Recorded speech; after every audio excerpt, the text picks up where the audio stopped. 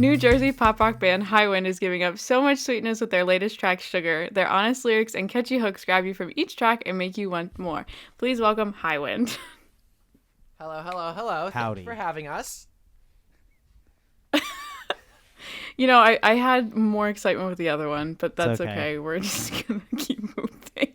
You're fine. It's all good. We're here with Chris and Din. Darn. It's pronounced darn. Chris and Dan. Darn. Yeah. Yo, I have a great story about that. Someone at a Starbucks called me Christ once, and my name is clearly Chris, like CHRS, and I know people, you know, some people spell their name and it looks like Christ. I don't know where they got Christ from my name, but I digress. Yeah. I mean, though we're already off to a good start, we're good kicking. What was the first thing you guys listened to today? The first thing I listened to today? Yeah. Yeah, hold on. It's a great question. I'll tell you right now. I watched a lot of YouTube videos today, if I'm being honest with you, but I'll tell you right now. UK, I think they're from the UK post-hardcore band Static Dress was what I listened to today. The first thing. Okay. I listened to the Headspace EP by Shallow Pools, and right after that was the new single from Pennyboard, Conversations. Solid. These are solid ones. Those are the first two things I listened to today, because my friends have put out some amazing music over the last year, and that's what I've been listening to recently. We love the support. We love Homie to the homie support. connection, for sure. That's what matters. Absolutely, that's the way it's got to be. Yeah. And honestly, I didn't mean to do like a segue like this, but I want to talk about the music scene. You guys are from Jersey or in Jersey. I don't know where you guys were born. That's none of my business. But I was born in 100% Jersey. I've lived here my whole Jersey life. girl. It's fine. You can Let's ask go. questions. you just bleed Oh, yeah. bagels and cream cheese. Yes.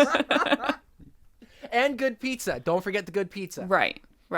So what was guess the so. music scene you guys kind of grew up around? I know that pop punk and alt rock is kind of a big thing there alongside Bruce Springsteen, but where specifically where you guys are from, what did that look like?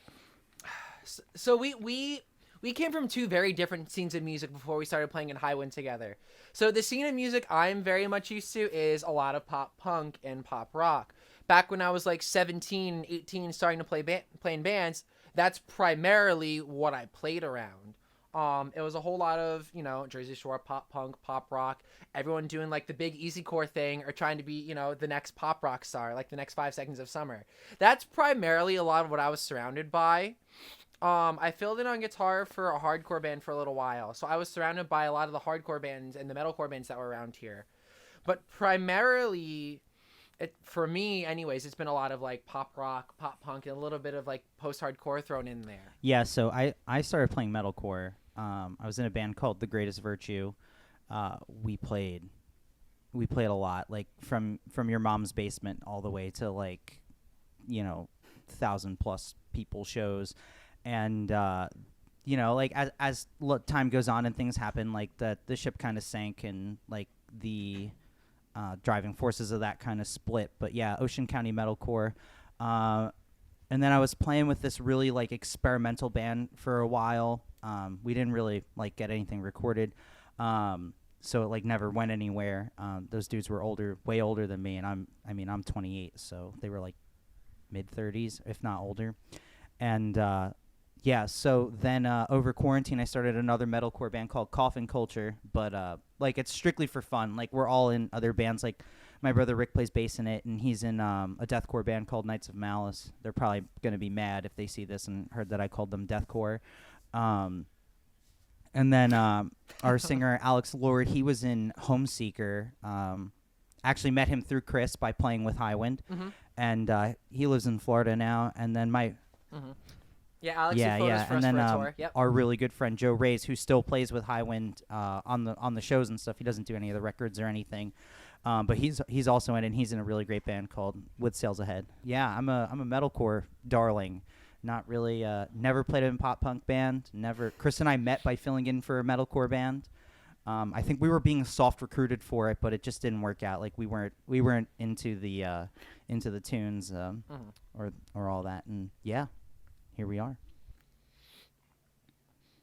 And now, realistically, the Jersey scene just feels like a giant mishmash of whatever people want to create at this point. Like the pandemic did a lot of harm and honestly a lot of good for, you know, creatives in the area because people just started making whatever made them happy. So instead of it being like, you know, this kind of genre in this part of Jersey, this kind of genre in this part of Jersey, like everyone's just kind of doing whatever they want now, which is why, you know, we're a pop band that's played with, you know, emo artists and pop artists and whatever has floated our boat at this point. And it's really cool to see it go from like these little closed off sectors to whatever. Cool. Kind of Reverse music people wanna interview. make. It's Allie, awesome. where are you from? What's your music scene like? I love a reverse interview. I grew up outside of Washington, D.C. I still live here. I went to school in Florida, so my college experience was surrounded by the Tampa, Orlando scene. So that's where I really like grew into a music scene because it was very all pop. But when I Nice. was living here and growing up, like I would go to like shows in like Baltimore normally because that's where most of the people played. There wasn't a ton of people coming to DC that played pop punk at the time, which was really interesting because like DC and Baltimore are like known for like more hardcore, I'm pretty sure, and then hip hop. But I just didn't like understand how music scenes worked until I like went away to college and was like able to like go to local Well, shows and stuff lucky like for that. you, we're coming down to the DC Yeah. Delaware area at the end of May, middle of May. So we'll shoot you a text for So that you will, one. in fact, see us there. Chris, Heck what yeah, venue? what venue? The Pocket in DC. Oh, okay, yeah. Well, Yeah, I'll we'll be there. absolutely be there. Yeah. And it'll be a good time. We'll have a party. Life will be rad. We'll play some pop tunes and life will be good. Heck yeah. Let's just end the interview All right. there, right? Yeah, We'll see cool. you guys soon. All right, yeah, I get it. You're bored of us. It's okay, fine. Scooting out. You guys could, No, I think it is really interesting. I was gonna No, say go I'll just sit. I would actually probably just sit here and like talk to myself and entertain myself for the duration of the experience. Anyway, no, yeah. All right, so what were you going to say? But I think it's really interesting to look at music scenes because I've talked to now a couple bands from Jersey, and I never realized that there was like a larger pop punk scene. I mean, it was obvious if I paid more attention because like Bamboozle. But like, and talking to people from like Michigan and like places I have never been, never even like thought about having a music scene. So it's really interesting. I'm really glad that you guys are talking about two very different scenes. Well, I mean, very is a relative word, but two different scenes and the fact that they mesh so well together. So did you, like you guys played or met through playing piece, like you said, filling in for another Yeah. band? What was the romantic tale? What did that look like? Did you guys bring each other flowers? What does that look like? Yeah, no, I literally went up to his doorstep, brought him a bouquet of roses. I'm like, hey, I think you're pretty. I think you're great at playing the drums. Want to go record some tunes for me? And that's literally how. No, I'm kidding. So realistically, what happened was after we were both recruited to fill in for this band, we just kept contact. At some point, I was recording some skipped new a part. songs for Highwind. I was recording "Will You Please" and "Sleepless in LA," which are out now. And at that point, I just kept asking him to play some tunes. Said, hey, I have these that need to be recorded. Can you play drums on them? And at some point, he just started getting involved in the photos and the media of everything. And he just kind of melded into Highwind. We became closer as friends as time went on. And here we are now, right, in our pop duo Yeah, era. so we played in that band, and we did one show and it was cool. And I had gone to one of his shows after I booked a show on, I'm thinking a Saturday in June or a Sunday in June or something.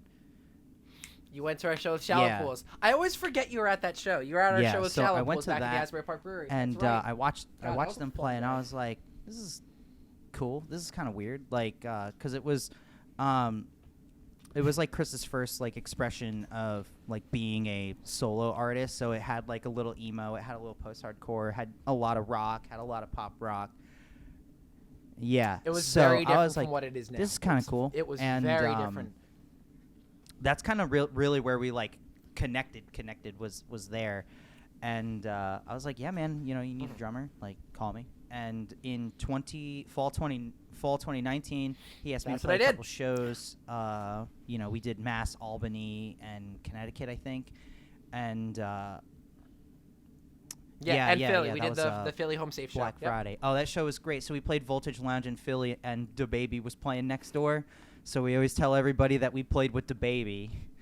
And, dude, it was hilarious. We saw his And it was tour bus great. roll by. There was shenanigans galore. But, yeah, so then after I played those shows, Chris underwent a change in the project, parted ways with another member of the group. So he went from being solo to duo to solo, called me to do some pandemic tracks, pandemic live session, and then in January 21, we recorded Fine For You.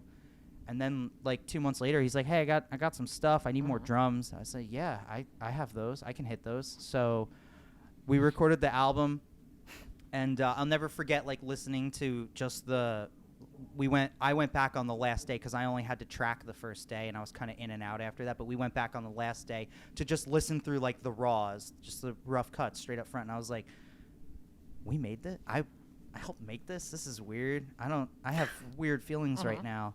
And then Chris invited me to the photo shoot, and then was your tender embrace and your flowers and your romantic waves on the jetty type moment. And it really wasn't that romantic. It was like, dude, I love Applebee's.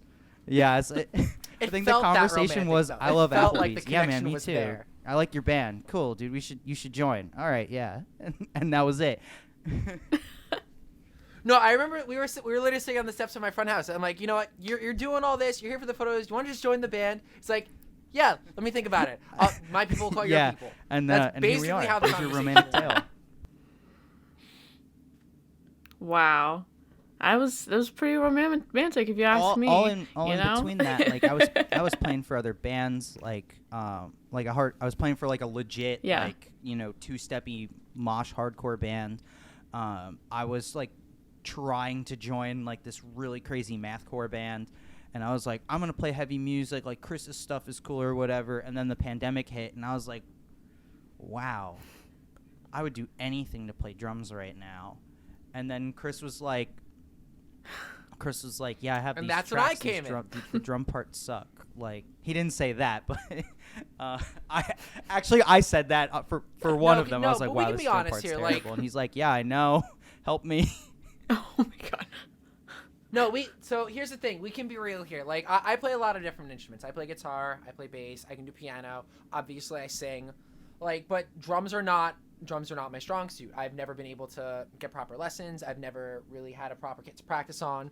So drums are the one thing I've never been able to do for Highwind. I record everything else other than drums, and that's why he's here, because he's phenomenal at that.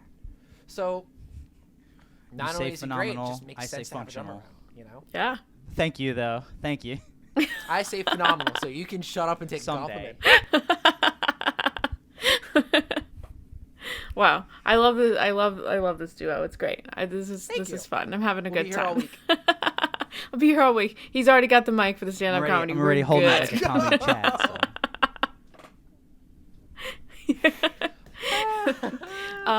So you kind of touched on this a little bit, and I think it's worthwhile talking about and how the pandemic had affected the project. Obviously, shows were very much impacted at some point, no matter how many you had, or the recording process. How did that all look like, and especially like how did you handle that, and like what was the hardest part about that? The hardest part was trying to figure out what to do next, because after we canceled our shows, we canceled whatever run we were trying to book. I really didn't have any studio plans before I called Dan, because the person I was working with at the time wasn't necessarily making things easy to book studio time or making it easy to want to record. So after that whole separation happened, it was more so a panic state of, hey, I need to record music. I need to get some songs going.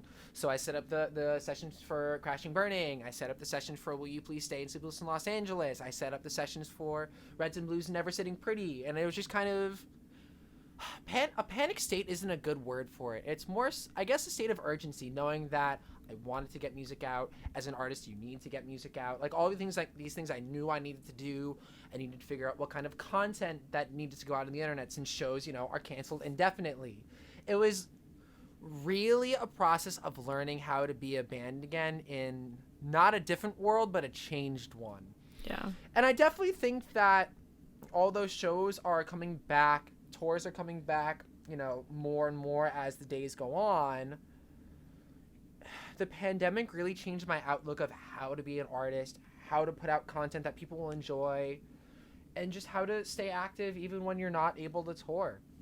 Because, not everyone can see a show, maybe because they're sick or they're cautious or maybe they're disabled and can't get to a show. Like, I've kind of learned that if you're going to be an artist, you should do your best to make something for everyone so that everyone in your audience can enjoy your music or the kind of content you create or the kind of message that you want to bring to them. So if the pandemic did anything for me, it rewired my brain and taught me how to be a better artist in the sense that I can deliver something to almost everyone. Yeah. So, and then Heck more yeah. like literally like boots on the ground, like recording process. We recorded everything with Connor Hansen and Tom's River, which is maybe like 30 minutes from me.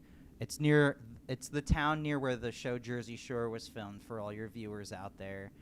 And it's about 40-ish minutes from Chris, if there's traffic. But Connor was really cool. Like he made sure that we were all like that everybody was on the same page with like the procedures of being in the studio. It's like no excess hands on deck. Like if it's you two recording the songs, you're the only two that's allowed to be there. He usually vetted the camera person that we were bringing, or like they were only allowed to be there for a short period of time while wearing a mask.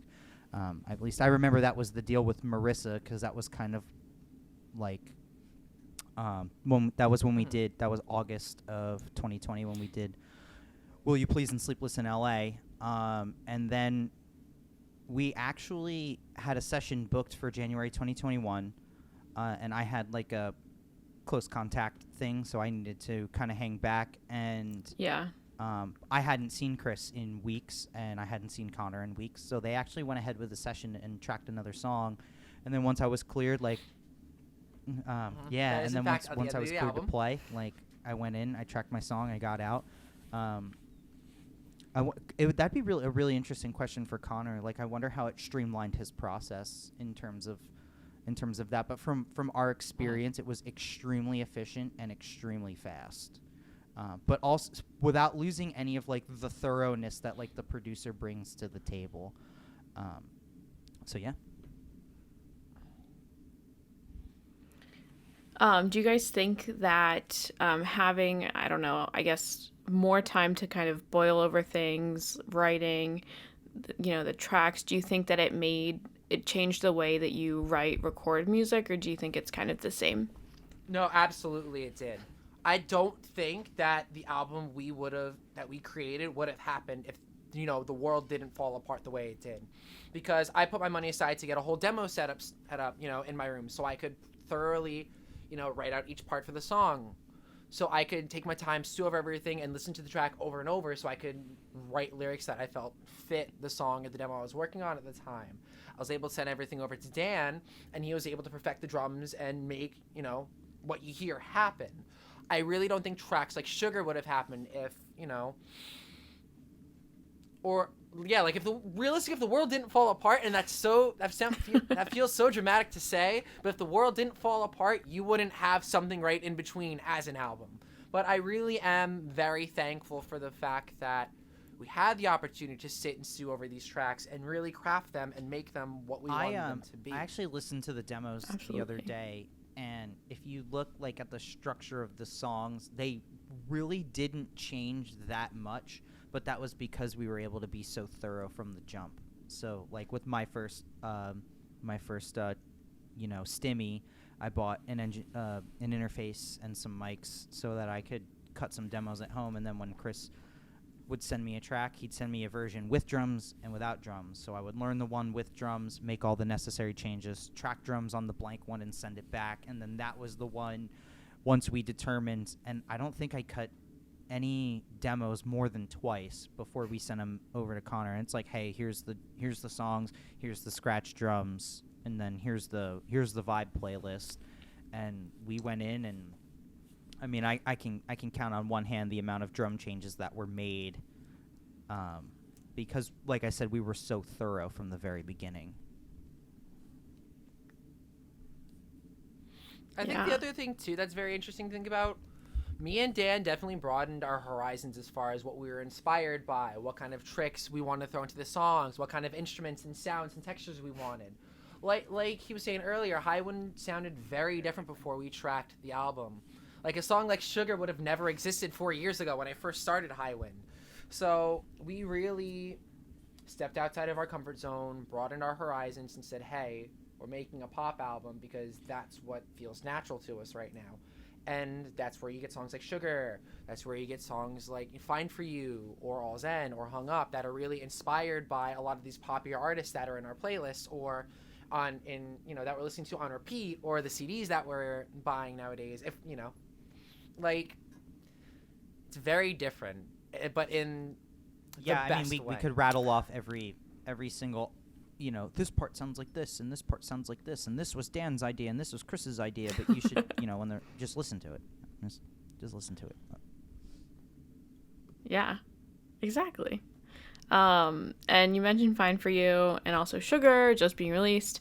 And the sound, I think, genres in general, genre is like an archaic term at this point because so many genres just blend and everything. Yeah. So what would 3 non-genre words would you use to describe Highwind? I'm gonna let you. I'm curious what you have to I actually had balls a joke in your court. It was gonna be lit fam banger, because that's just what it is. No, I mean, dude, Highwind is. I'm gonna use terms. I'm not gonna use words to describe it. But am I allowed to curse? All right, it's ass throwing music. It is also okay. There are sad jams on there, but it is also the best storytelling. Those are the words or phrases I would use to describe the album. Let's run those back. Ass throwing Sugar music is an ass throwing banger for sure. The second one, sad songs, sad boy tunes. Sad boy tunes. And then storytelling. Yeah. Storytelling, right? Each song, okay. Top that, Chris. Each song kind of. my 3 words. No, I just have 3 words. Okay. Honest, energetic, and real. That's it. Because that was my mindset going into. I wanted to write honest songs that portray the energy of who I am as a human being. And at the end of the day, I never write something that isn't real to me. Like every song I've written has been about something that's, something I've felt, something I've been through, or something that's inspired me. So yeah, and Chris and I honest, also come from different aspects of the songwriting process. So I have no personal attachment to the lyrics, in the sense that I didn't write them. Like I know them. That's what I'm and here I think for. they're good right. lyrics. At times, phenomenal lyrics, which is better than a lot of bands out there could dream for. But props to all of them for trying, because they will get there one day.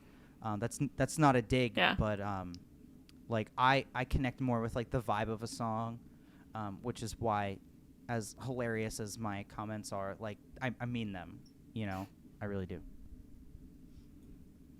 Yeah, ass throwing only. Dude, 2022 is the year we throw an ass. Can you guys put that on a shirt, please? I'm actually gonna get it tattooed on the inside of my lip. Put it on your chin. Oh no! Okay, so the chin tattoo is sick. It's gonna be my whole jaw. You ever listen to the band Let Live?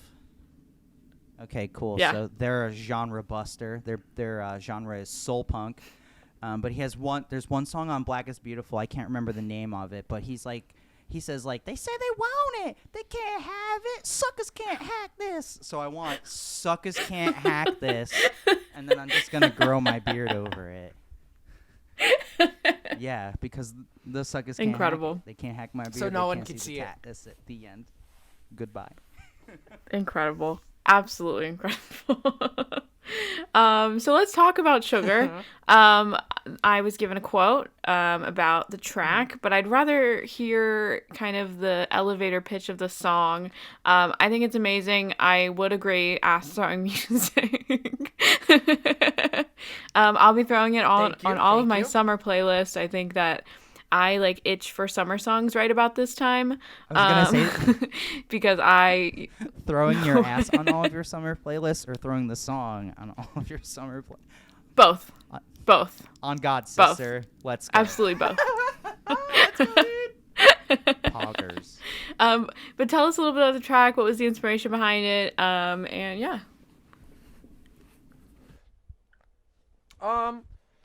So Sugar's a really funny. Okay, my songwriting process when it comes to lyrics and parts is very weird. I'll be inspired by like the tiniest little things, and then an entire song will explode in my head, right?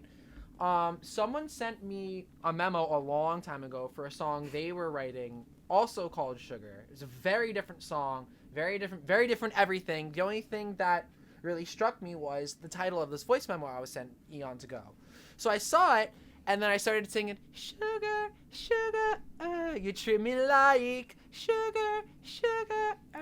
Like I started singing that part of the chorus in my head, and I'm like, wow, I can't get this out of my head. I need to write that. So it ended up going from this little post-chorus melody to writing an entire song about, trying to get out of it, trying to get out of a toxic relationship, and comparing that to the other person's candy craving. Like they only really want you when they're craving you, when they need you for something, when they want you for something. And it's just, candy is this entire metaphor of trying to get out of something because you deserve better. And then I was listening to a lot of K-Flay at the time and a lot of the band Camino at the time, so a lot of those inspirations are thrown all over the track. A lot of Kaylee Spivey, a lot of Small Talks. It was a very new song for me that all started from looking at this little voice memo. You said the band Camino, and I immediately was like, okay, yeah, that makes sense. That was immediately. Yep. Oh my god, yeah. the Try Hard EP, the band Camino self-titled, I on repeat all the time. I'm gonna be honest. The self-titled wasn't out yet. I didn't think that the self-titled album would be as good as it was. I thought they were gonna. whack. I thought it was gonna blow. You're whack. I'm gonna be real honest. Yeah, same. Absolutely. But, the self-titled was phenomenal. It was really great, good, and yeah. It's a phenomenal album. And that's still inspiring a lot of my songwriting, my ideas to this day. Heck yeah. Like, the band Camino kind of came at a really good time to where I was looking for some kind of new sound, some kind of new inspiration. And after listening to the Try Hard EP on repeat, I got a lot of ideas from that. I wanted to throw a lot more colorful guitar tones in there. Synth textures are a really big thing I like to incorporate now. And obviously we got a lot of help from Connor because he knows how to work his way around a synth. I was just really heavily inspired by a lot of the alternative pop rock kind of music I was listening to at the time. And between whatever I was feeling when I saw the little title of the voice memo and a lot of those indie pop artists I was listening to, it just created this almost Katy Perry-esque pop song that I've never written up until that moment. That's like the perfect songwriting description. I think that was the first or second demo. I can't remember. I think maybe All's End was first, but I think that was the second demo. And my venture into this genre of music is kind of serpentine because, like, my fiance, she really likes pop music, and she's kind of passively, like, hooked my ear on some things. But over the pandemic, I fell in love with Carly Rae Jepsen. Incredible. Hot take incoming. I think Dedicated is better than Emotion. It's a better listening experience front to back. Emotion has all the bangers on it, but if I want to listen to the whole album, yeah. And then band Camino, incredible. So I said to Chris, I was like, what do you want? And he's just like, big real drums. And I said, easy. I got it. Got it. I got him. And then, yeah, Yeah. That was the one. I think Sugar was the one that, like, just came together. Like, and we knew immediately, like, that's the one. That's the single. Yeah, that's the track. That's the guy. And not only did you guys release the single, you also are releasing a music video, which is also so fun. Was that recorded in an actual candy store? Mm-hmm. Was that set up just for this? What did that look like? No, that was actually at Sugar Pop Candy Bar in Long Branch. They let us go in around 7 o'clock, shoot for about 3 hours. They let us do our thing. The only real restriction was Did you don't not? set Did anything you? on fire. That was the only real Okay, good. restriction. Okay. And don't. No, of course not. Like, no. I don't think they would have let us finish the video at that point. The only other real restriction was don't throw the gummy candy on the ground because it sticks to the floor. So, but no, that was a real candy store in a real city in New Jersey, and they just let us have fun. You know, And pyro's always we kind are of on the super mind, grateful for but the you know, it opportunity. just wasn't appropriate. So we Just that- left it at home. Yeah, just not because they said no, just because it wasn't it. Just wasn't feeling it that day.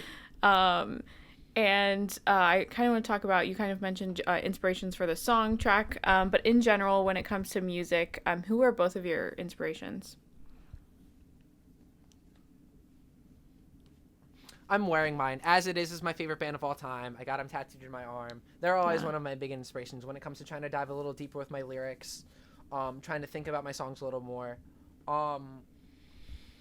Like I was saying earlier, K-Flay has been a huge inspiration of mine. Kaylee Spivey and their old band Small Talks is a huge inspiration of mine.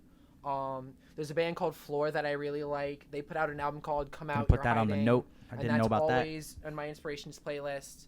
And then 5 Seconds of Summer. 5 Seconds of Summer are a big one that I'm really into. Shouts out. And Paramore. I have to give credit to Paramore. I've been listening to them forever. There's always little tidbits of Paramore self-titled. Paramore. that I'm Small always band, pulling right? from, Tiny band. Little bits of inspiration from. Never heard of them. Yeah. Never heard of them. One track? Yeah, Tiny band. Yeah. No, They're gonna get huge.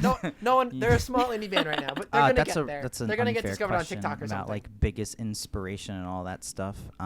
Largely because I studied classical music in college, so like I know no bounds of inspiration. But as far as there's like levels to this question, so like for like metal music, I love Every Time I Die, like greatest hardcore band of all time. Rest in peace to the real ones. Hopefully one day they can work it out. I've seen them 17 times. Holy shit! Yeah.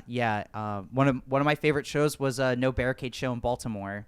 I broke my glasses and my phone. Was it at Autobar? Yes? Question mark or Soundstage maybe? Oh, Soundstage sounds like it too. Okay, yeah. Yeah, it was a zoo. And then as far as pop music goes, like mainstream pop, 1989 by Taylor Swift might be one of the greatest albums of all time. Ooh. Yeah. You name me a record that 10 years after it came out still sold 5 million copies. Like that is just a legend. Like oh, dude. And wait till it's Taylor's version. We'll do double that. Taylor's version. That's like the one I almost don't want her to touch. Let's like, go, dude. I'm a little scared. And I know that like when you listen to her Taylor's versions, like they're not that different. Like I've side by sided a couple of them and it's like the changes are negligible to the average listener. But I'm worried about the big changes that might happen. But hey, you know what? That's her stuff. That's her right. Like that should be her music. Yeah. And then I don't know, like I love like the local bands that we get to play with. And the local bands that we get to work with, like they might not always be local to us, you know, Flight Club from Virginia or Shallow Pools from Massachusetts. Let us sleep on their floor one time. It was sick. But yeah, like I take a lot of like loving respect from those bands because I see what they're doing and it's just like, oh, well now I'm taking that. and most of the time like those bands are like, yes, please, yes, eat my son. We want everybody eats. Yeah, we want everybody to rock out here. So yeah, shouts out to the locals. We're the locals. Yeah. We love a good local band. There's one here that I'm gonna forget their name, and it's Rifkin. Check them out. Power pop, very good. Cal Rifkin. That's a whole. What's it called? Yeah. They have. I think they have like 3 songs on Wait a Spotify right minute. now. They got 5. Dude, 5 shout Johns. out to that Okay, yeah. band for being 5 clever. Johns. That's awesome. Yeah. It looks like That's awesome. I'm gonna be Ten out of I'm 10. gonna be throwing wanna listen ass to to that later. break Hell my yeah. heart later. Oh, you will. Yeah. Let's go. Yeah. 100%. Let's see if they're available for that Dude. gig coming up. I just can't get it. That's so clever. Cal Rifkin. Good for them. I know, especially Whoever around came here. up It's with just that like, deserves to be paid wow. a lot. Love Incredible. the punny band names are the Um, best. Yeah. I know. it's amazing. So I'm really glad you guys talk about local bands, because I think that the local communities like right now are more important than ever, especially with like venues and everything like that shutting down, and being able to like hold Absolutely. that community is just like very special, especially in communities that really like can't support these venues because of, I don't know, it's like DC, like fucking rent's expensive. But kind of thinking about as a whole, what was the biggest challenge in the last I'm gonna say year, but by year I mean probably like 2021. The biggest challenge, I think, like I was saying earlier, just kind of rewiring my brain to learn how to be a band again, to try to get something to everyone. I mean, granted, booking shows again when that started was really hard because I didn't know where to start. A lot of the venues that we worked with prior to COVID here in Jersey aren't much of a thing anymore. So trying to figure out where to book in our home state was hard. Trying to figure out where to book out of state was even harder, because a lot of the venues I was looking at trying to play out of state either weren't a thing anymore or were slowly getting back on their feet, and everyone was trying to play at those venues. So booking tour was a bit of a challenge at first, but I think I'm starting to get the hang of it again. Yeah, I really think that rewiring my brain to be a band for the people is the answer I'm going to stand on, because it's so interesting trying to figure out what kind of content to create for like social media or, you know, live streams and things like that. It's very interesting to try to see what you can do to keep what you're putting out different and refreshing while still being like, hey, we're a band, we make music. That's the thing we do, because being in a band and being an artist feels like so much more than just making music and being an artist nowadays. Like, you have to do 7 different jobs to be a musician and an artist, you know? So rewiring my brain to do all of that has definitely been the biggest challenge. I was just going to follow up with you mentioned the social media space, having to navigate that, you know, as a band, and having to, like, you're not doing TikTok dances, or you don't want to, or you do want to do TikTok dances, or you do want to throw ass on TikTok. And it's like, I saw I think Chelsea Cutler posted about having to play the content line of, like, you're no longer just a musician anymore. Like, you have to know how to do content and how to, you know, find a niche of people to market to that. And, like, I've seen so many bands that have done it really well, and then some just they just can't crack the TikTok code or even like social media code. So it's just really interesting that you like mentioned that. This is perfect, because this is what my answer was going to go to. So amazing. Yeah, dude, I'm joining the band. Oh, Let's excellent. go. I was going to say, let's draw attention to the seamless transition. Yeah, so in terms of like challenges in 2021 in working with Chris, I have 0 to highlight, because working with Chris is seamless. If there's an issue, we hop on the phone, we sort it out. If Chris has a question about what we should, you know, what the next strategic move is, he calls me. If I have a question about anything, like, we're in the process of buying a van right now. So like that's like the big thing that we're working on. But there is no ultimately there is no social media coder. There is no tricking the algorithm. The solution to having strong social media presence and a strong following is just putting out good content. You know, it's your video hits at the right place at the right time. And like, I have really like been drawn to guys like Mike Johnson, who's like a drum educator, and he posts a lot of stuff on YouTube, and I've heard him do a podcast, and he's like, you know, I put that video up and I swore it was the one, and it wasn't. Yeah. Get him tomorrow.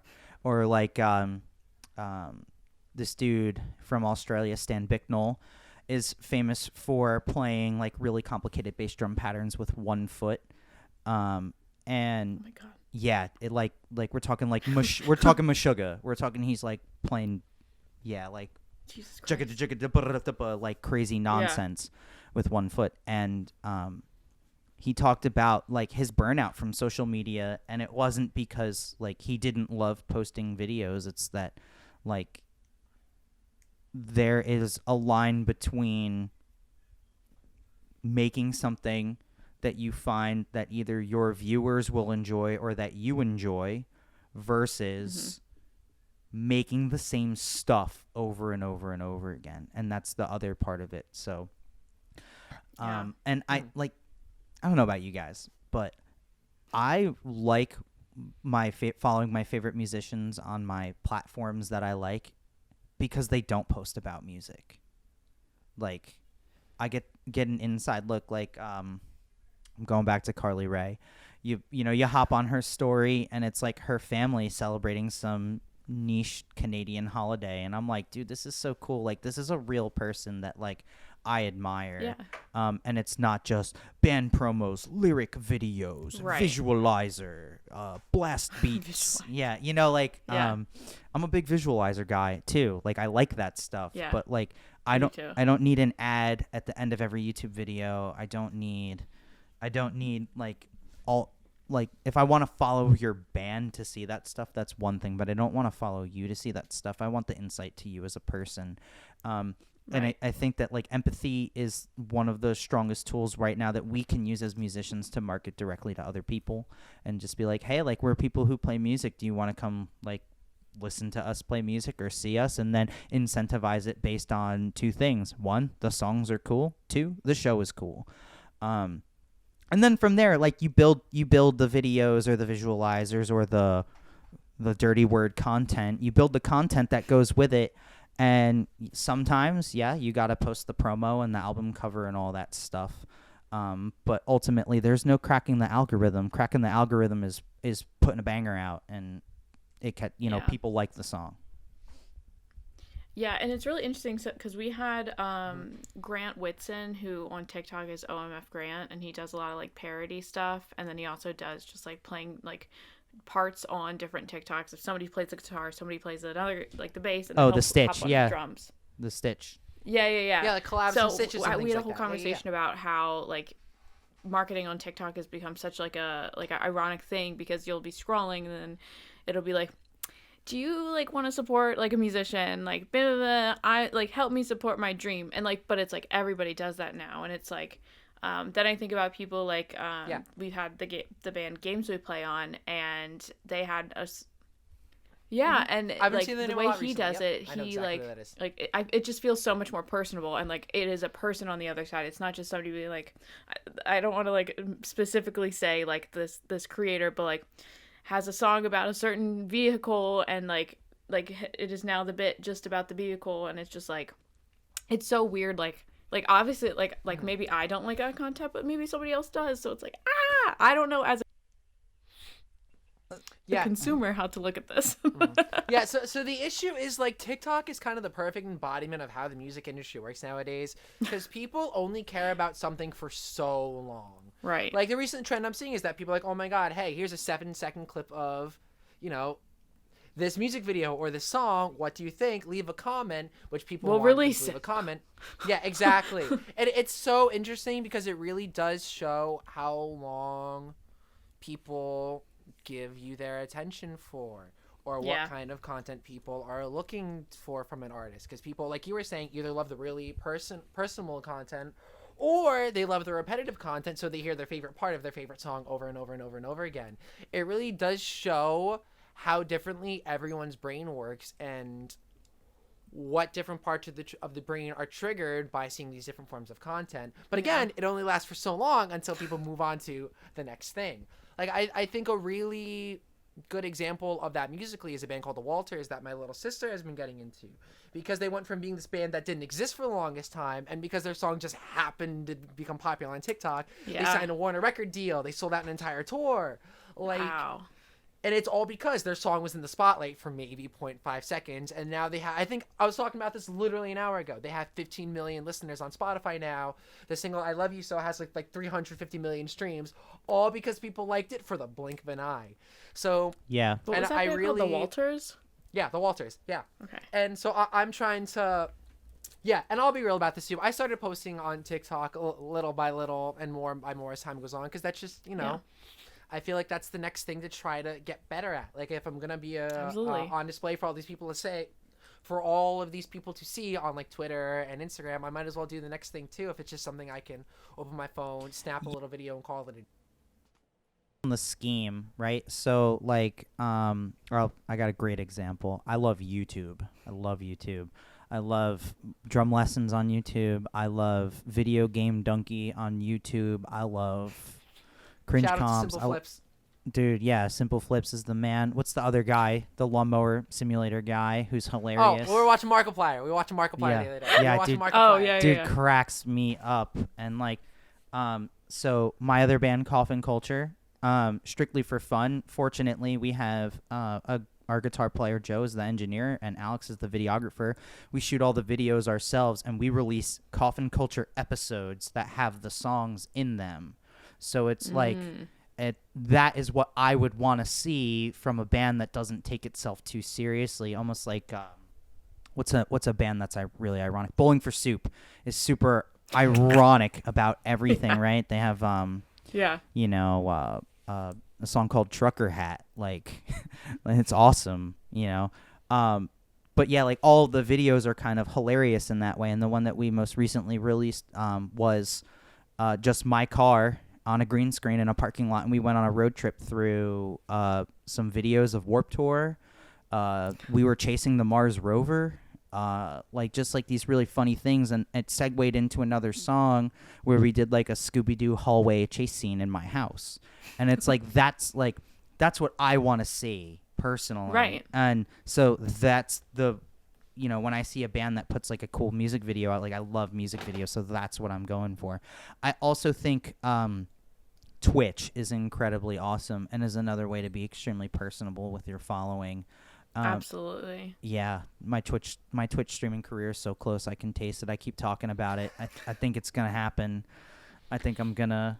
I have like a draft of like really funny things that I want to do, and then our friend Michelle, she says I should be on TikTok because I would just be the most hilarious. It would just be like dumb events from my life, and I mean, you just follow me on Instagram for that. Like, I don't know.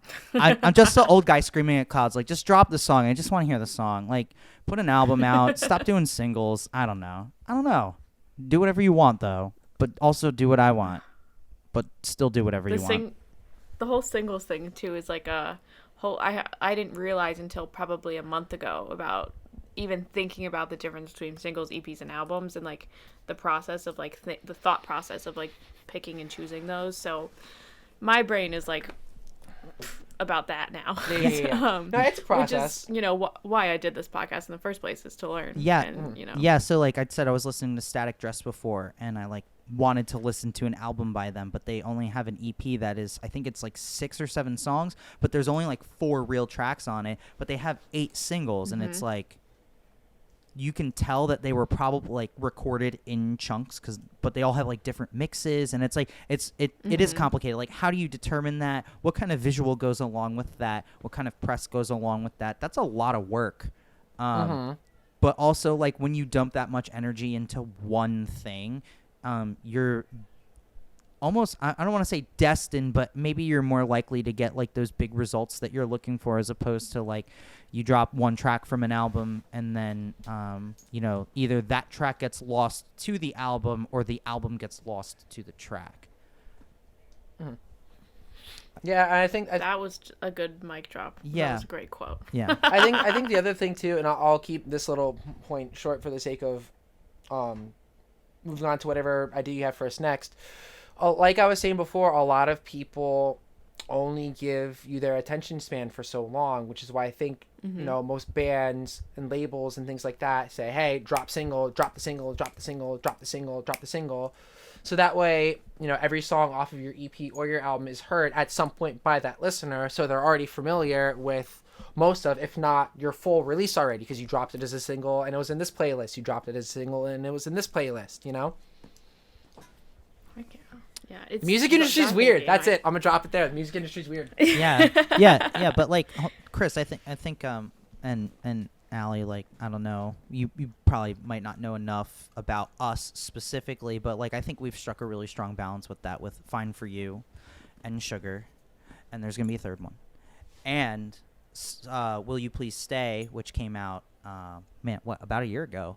Yeah. That will also be on the album too. So we really have 4 singles and four other tracks that, like, Chris and I probably spent a good collective 5 hours debating on, like, what are the singles going to be, what are they going to look like, and all that good stuff. And I there was a strong argument for every, like, I made a very impassioned argument to just drop one song at a time with a music video for each song, but the budget just wasn't there.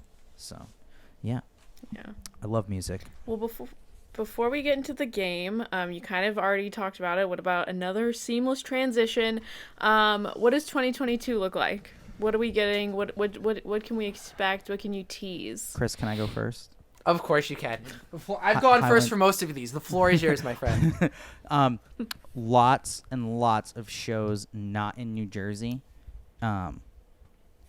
Potential purchase of a vehicle to help expedite that, which is, I mean, that's critical, you know, if you want to, like, get out there on the road. And then we have demos already, like 3. I think we have 3 solid demos.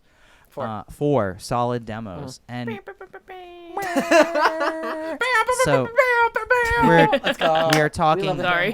No, we love the ham horn. I live for that. Passively about tracking those maybe at the end of July. I don't want to get too far ahead of ourselves, though. We're probably going to push it, though. Maybe probably end of the year, beginning of next year. But yeah, there's already more music, and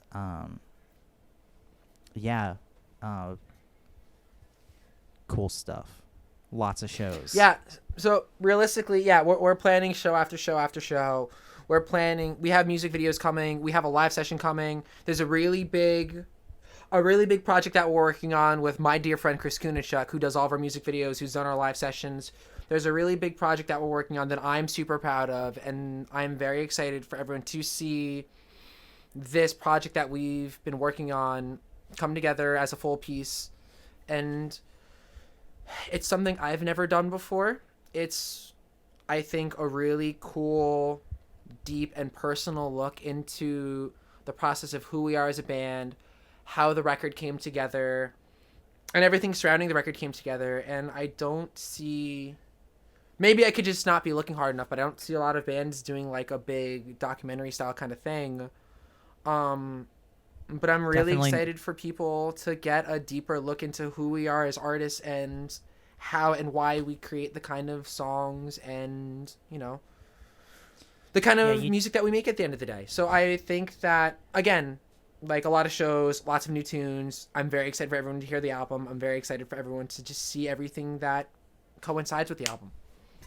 Yeah, Chris. Hell yeah. You definitely don't see a documentary at our level ever, but it's going to be something cool. It's going to be like that artifact that you get to look back on and be like, oh, holy crap, that was 2 years ago already. And then after that, that was 10 years ago. I was thinking about like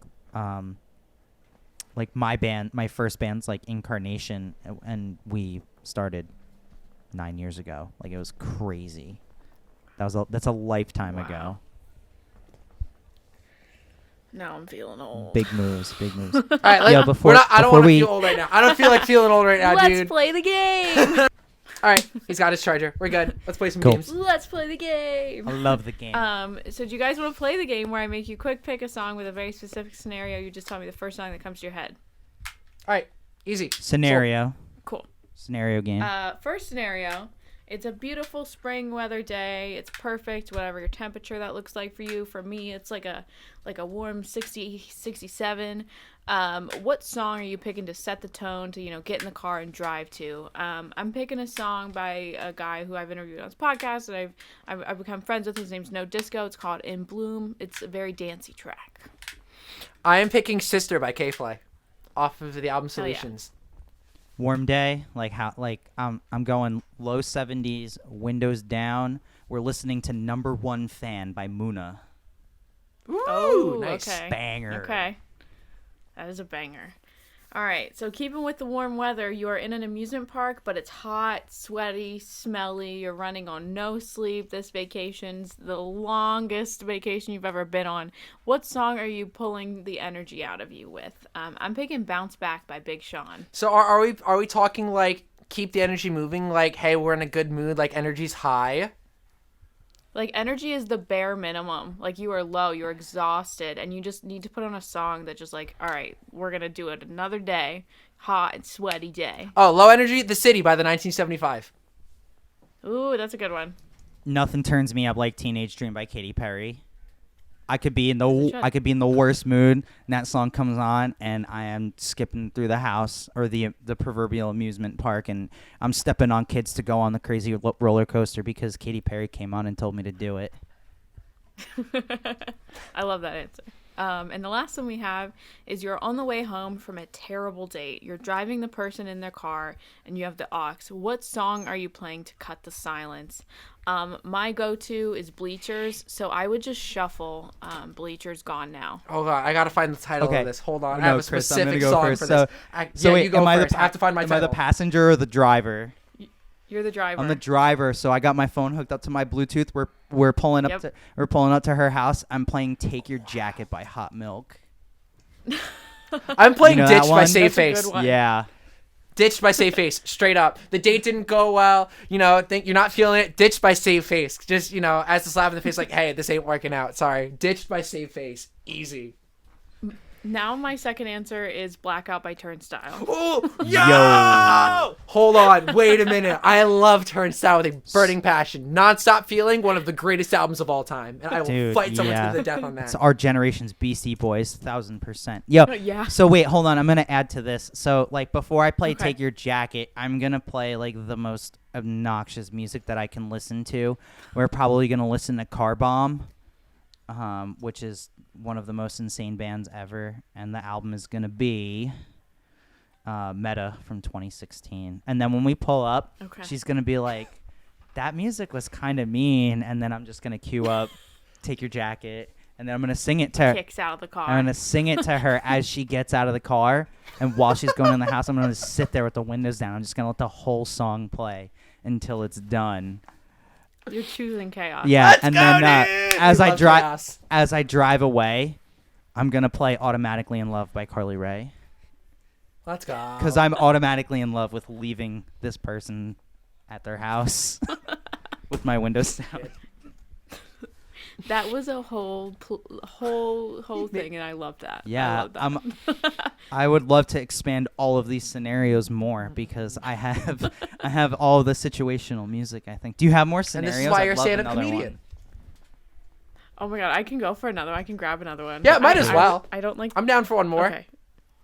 All right. Bear with me. I This just is gotta fun. open I up like my this. ears. This is a Yeah. good segment.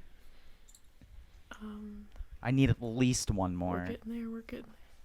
We're getting there. I wasn't Allie, prepared for this. I could have came up with one, but if I come up with it, it's gonna be stupid. Wait, there's one. I got one. Allie, Where'd it go? do you like to skateboard or longboard?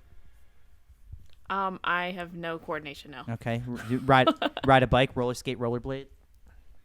Yeah, I can ride a bike. Okay, you're riding your bike on a nice summer night with your friends. What are you guys bumping on the Bluetooth speaker? I'm going Ban Camino. Yeah. Let's go. Probably Daphne Blue. Okay, yo, hold up real quick. I teach music lessons, and I have a drum student who's in second grade, and she just learned that song. That's so Let's go. awesome. Yeah, it's a hard song because all yeah. the bass drum hits are on the bass drum hit of each phrase is on the end of one. So like for her to get that motion going. Chris, we're longboarding. What are you listening to? All right, so we're going to listen to more. The Junko Rock remix by Junkie XL featuring Lauren Rocket off of the Need for Speed Pro Street soundtrack.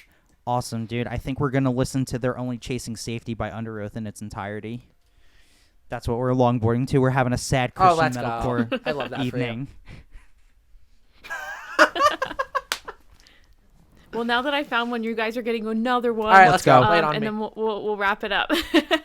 You're stuck in an elevator, and the person you are stuck with has the worst ringtone ever, and it just keeps ringing. They refuse to turn it off, and it's your personal hell. What song are you picking? I'm going "Dynamite" by Tayo Cruz. We're doing Bouquet by Counterparts because, like, you know, I want to be chaotic. I need to get it out of my head. So we're going to listen to something heavy. We're going to listen to Bouquet by Counterparts because I'm pissed. I need something to No, take that anger. it's the song that you can't stand. Oh, it's a song you can't stand? Yeah. Oh, wait, God. their ringtone is the so song I'm not I can't distracting stand? myself Their there. ringtone. I'm picking their Yeah. ringtone. Oh, I thought I was listening Yeah, to like something what to distract song? myself, What's so the I first didn't song that hear comes to it. your head that would be your personal hell if you were stuck in an elevator? Oh, you know that shooting star meme? That dee dee dee dee dee dee dee. Do you remember Oh, that? yeah. That's their ringtone. Yeah. The ringtone is whatever that Oh. is. No. Yeah. What was the song? Speaking of shooting stars, can we pretend airplanes in the night sky? Wait, I love Airplanes by that B.O.B.? song. Yeah. So wait, hold on. And Haley Williams. Hold on. So that's the ringtone, but Haley Williams' vocals are tuned a half step down. So so that the whole song's out of tune. That is my personal hell. I don't even want to think about that. Oh God, that's horrible. I'm actually- All right. Even one time. I'm actually like laughing about it in my head right now. Oh, But I that's know horrible. that like the first time I hear it, I'd be like, yeah, it's really funny, dude. And then it goes again. I'd be like, Nice. I'd be like, yeah, dude, that's funny, man. And then the third time, I'd be like, I'm gonna commit a felony. Exactly. Yeah, I love these scenarios, and I love that you didn't put any constraints on my answer, so I could say things like that. Anytime. Well, thank you guys for playing. We have one final question for you guys. Musicians and anyone really can have the ability to have a platform, either smaller or larger, and leave a mark on the world in various ways. What is the mark that you guys want to make as a band? I want to be the musician. I want to be the band for someone that I had growing up when I was a teenager. When, you know, when you're going through rough breakups or rough times trying to figure out who you are as a person, or you need some kind of inspiration for life, or just something to comfort you. I want to be what As It Is and The Dangerous Summer and Paramore were for me growing up. Because I don't think I would be who I am as a person if I didn't have music to support me as I grew up as a human being. So I want to be the inspiration for someone else to just keep moving forward and to find the thing that, you know, keeps them happy in life. That's what I want to be for someone. And if I am that thing for one person, then I feel I have made it as an artist.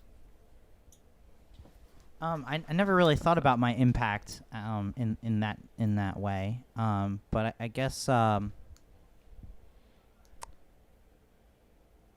would want to prove that like anyone can do it at any time. So, like, you know, you get told your whole life that you can't be in a band. It's, you know how often that works? It never works. It's never going to happen. Been told, you know, I'm sure, Chris, you've been told the same thing, like, probably since I was 12. They're like, oh, it'll never work. You better have a backup plan. And, like, I do. Absolutely. And I've done all of the things in between. Like, I've worked all the dead-end jobs, but I think ultimately that, like, I want to be able to prove to other musicians that, like, the only thing stopping you is you. And that, like, time and patience and a dedication to our craft is what will ultimately make you successful at any level. It has nothing to do with right place, right time. I mean, yeah, luck helps, whatever. But remember that practice and patience supersedes pure talent, because the people with practice and patience are the ones who are going to push through. And music never came easy for me, never came naturally. A lot of work went into it. I mean, I tell a lot of people that I'm, out of my three brothers, I'm the one with the music degree, but they're the better musicians. They always have been, and they always will be. And maybe that's just me, you know, imposter syndrome and all that stuff. But yeah, it's never too late to find your passion for music, whether it's as a hobbyist or someone who wants to do it as a career.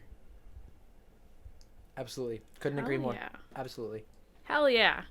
Yo, fuck Well, yeah. do you guys want to plug anything before we wrap it up? I want to say thank you for, well, first of all, thank you for having us. It means the world to me that you wanted to give us time of day, so thank you for having us. Thank you to anyone who has given Highwind a chance, whether that be listening to a song of ours on a streaming service, or following our social media, or watching a video, or just interacting with us on social media or something like that. Thank you for giving us whatever time of day you have given us.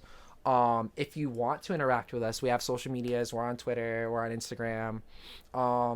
Something Right in Between is our first album that will be coming out very shortly, and I hope that those who do listen to it will find something that they enjoy. Yeah, May 6th, Something Right in Between. I mean, follow. What's the Twitter? What's the Twitter, dog? The Twitter is Highwind Band NJ. The Instagram is Highwind NJ. The TikTok is Highwind NJ or Highwind Band NJ. I can't remember at the moment, but it's one of those two. You'll find it. We have a Facebook account, but I never really use it. If I'm being completely honest with you, that's the one social media I don't care to Down use. with Facebook. We're on Spotify. We're on Apple. We're on Amazon Bandcamp. Music. We're on Tidal. We're on Bandcamp. Anywhere you can listen to music, it is there. So pick Yeah, your favorite music platform. It is there. Yeah, and then, we have our personal socials, if you want them, at HotBun69 on Instagram, at @the_dancemyth, DANCEMYTH, on I don't have a Twitter. personal Twitter. Just follow Highwind Band NJ if you want to hear me talk. I just use Yeah, that as my dude. personal. Just have a good laugh. Have a good laugh at me tweeting about Applebee's and paying too much for drum heads and stuff. True story. Well, Did it today. Dan and Chris, Highwind, thank you guys so much for joining us today. Thank you for having us. It means the world. Allie, you're a legend.